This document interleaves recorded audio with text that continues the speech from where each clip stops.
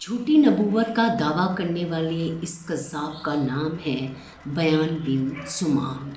याद रहे कि झूठी नबूवत का दावा करने वालों की कड़ियाँ जाकर दज्जाल से मिलती हैं।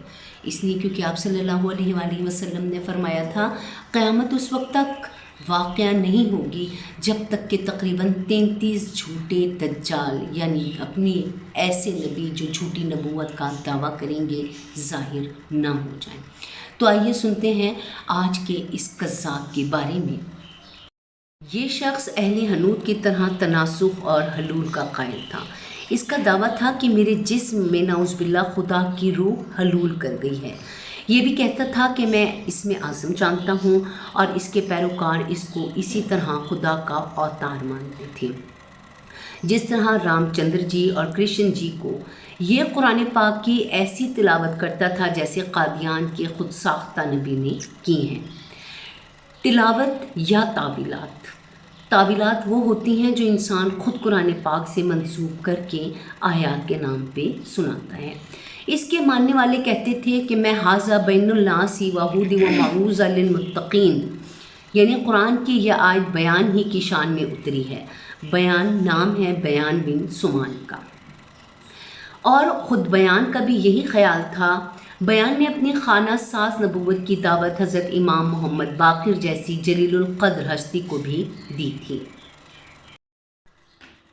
इसने अपने एक ख़त में जो अपने कासिद उमर बिन हफ़ीफ़ के हाथ इमाम मौसूफ़ के पास भेजा, इसने लिखा, तुम मेरी नबूवत पर ईमान ले आओगे तो सलामती में रहोगे और तरक्की करोगे। तुम नहीं जानते कि अल्लाह किसको नबी बनाता है। कहते हैं कि हज़रत इमाम मोहम्मद बाक़रिया ख़त पढ़कर बहुत गज़बनाक हो गए और कासिद से फ़रमाया, इस ख़त को निगल जाओ। कासिद बेतामुल निकल गया और इसके फ़ौरन बाद ही गिरकर मर गया। इसके बाद हज़रत इमाम मोहम्मद बाक़िर ने बयान के हक़ में भी बद्दुआ फरमाई। खालिद बिन अब्दुल्ला हाकिम कोफा ने मुग़य्यरा बिन सईद के साथ ही बयान को भी गिरफ़्तार करके दरबार में बुलाया था। जब मुग़य्यरा हलाक हो चुका तो खालिद ने बयान से कहा, अब तेरी बारी है।